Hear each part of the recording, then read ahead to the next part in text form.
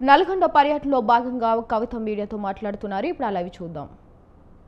రెండు తండాలను కూడా దయచేసి విజిట్ చేయండి. విజిట్ చేసి వాళ్ళకున్న సమస్యల్ని అర్థం చేసుకోవాలని చెప్పి కోరుతా ఉన్నా. ఇక డిండి సంగతి అయితే మనము చెప్పనే అవసరం లేదు. అది కొనసాగుతూనే ఉన్నది. అది ఎవరు వచ్చినా కొనసాగుతూనే ఉన్నది. Very unfortunate.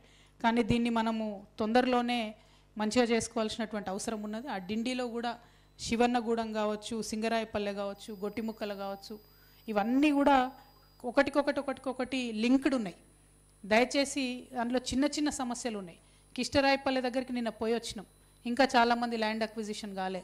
వీటన్నిటికీ పరిష్కారం ఏంటంటే జిల్లా కలెక్టర్ గారో జిల్లా మంత్రి గారో విజిట్ చేస్తే మీరు జనంలోకి పోతే సమస్యలు అవే ముందుకు పోతాయి. కానీ కనీసం పోతలేరు. అదే మా బాధ. సో జిల్లా మంత్రివర్యులు ఖచ్చితంగా విజిట్ చేయాలి ఈ సైట్స్ అని చెప్పి నేను డిమాండ్ చేస్తూ ఉన్నాను. అదేవిధంగా ఈ గవర్నమెంట్ అధికారంలోకి రాకముందు బీఆర్ఎస్ మీద అనేక విమర్శలు చేస్తూ భూదాన్ భూములన్నీ కూడా మీరు తినేసిరని చెప్పారు. మేము రాగానే భూదాన్ భూములన్నీ రీక్లెయిమ్ చేస్తామన్నారు. మరి ఏం చేస్తున్నారు ఇంతవరకు? భూదాన్ భూములు ఎక్కడ పోయినాయని చెప్పి ఇవాళ జాగృతి తరఫున మేము ప్రశ్నిస్తూ ఉన్నాం. ఈ 2 ఏళ్ల సమయంలో భూదాన్ భూములు వెనక్కి తీసుకోవడానికి ఏం కార్యాచరణ చేసిరో జిల్లా ప్రజలకు వివరించి చెప్పాలని కూడా ఈ సందర్భంగా నేను డిమాండ్ చేస్తూ ఉన్నా.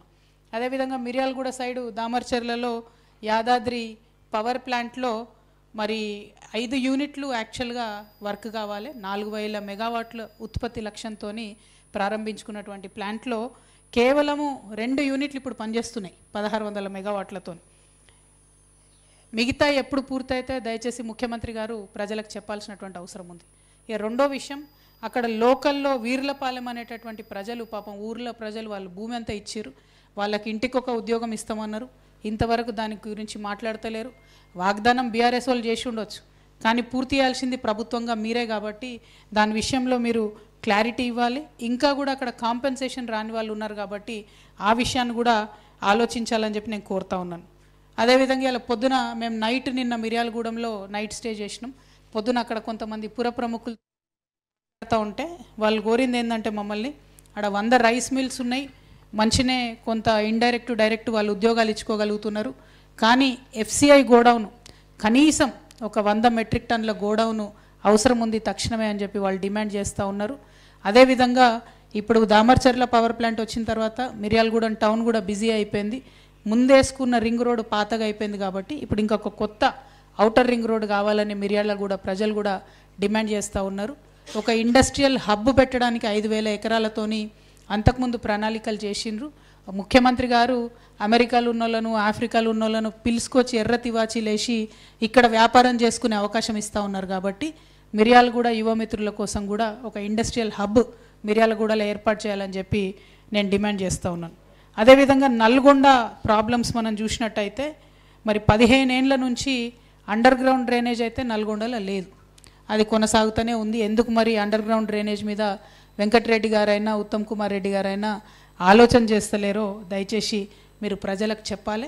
ఇక నల్గొండ టౌన్లో అనేకమైన ఇబ్బందులు చెప్పిండ్రు. మైక్రో లెవెల్లో ఒక్కొక్కటి చాలా ఇష్యూస్ ఉన్నాయి.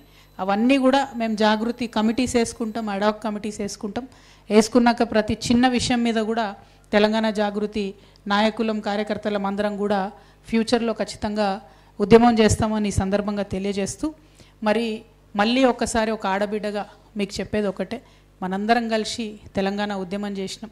ఒక స్ఫూర్తివంతమైనటువంటి ఉద్యమం నడిపించి రాష్ట్రాన్ని సాధించుకున్నాం. రాష్ట్రం సాధించుకునే సందర్భంలో మనం అనేక సార్లు చెప్పేది, మనకెవరు స్ఫూర్తి అంటే ఫ్రెంచ్ విప్లవం స్ఫూర్తి. స్వేచ్ఛ కోసం, సమానత్వం కోసం, సౌభ్రాతృత్వం కోసం జరిగినటువంటి ఆ ఉద్యమం అది విజయ తీరాలను ముద్దాడింది. అది స్ఫూర్తిగా రాష్ట్రం సాధించుకోవాలి అని చెప్పి ఆనాడు కొట్లాడినాం. అదేవిధంగా ఇక్కడ మన దగ్గర భూమి కోసం, భుక్తి కోసం, విముక్తి కోసం అని జరిగినటువంటి తెలంగాణ సాయుధ రైతాంగ పోరాటం అది కూడా విజయ తీరాలను ముద్దాడింది. తద్వారా హైదరాబాద్ రాష్ట్రానికి స్వతంత్రం వచ్చింది. మనం భారతదేశంలో విలీనమైన రాచరికం నుంచి ప్రజాస్వామ్యంలోకి పరిణితి చెందగలిగినాం. మరి ఆ తర్వాత తెలంగాణ ఉద్యమం వచ్చింది, నీళ్ళ కోసం, నిధుల కోసం, నియామకాల కోసం. సరే పాక్షికంగా సాధించుకున్నా కూడా ఇప్పుడు నేను బలంగా నమ్మేది, తెలంగాణ జాగృతి సంస్థగా మేమందరం నమ్మేది ఏంటంటే సామాజిక తెలంగాణ రావాల్సిన అవసరం ఉన్నది. సామాజిక తెలంగాణ సాధన కోసం తెలంగాణ జాగృతి పోరాటం చేస్తుంది. సామాజిక తెలంగాణ రావాలంటే మేము అనుకున్నటువంటి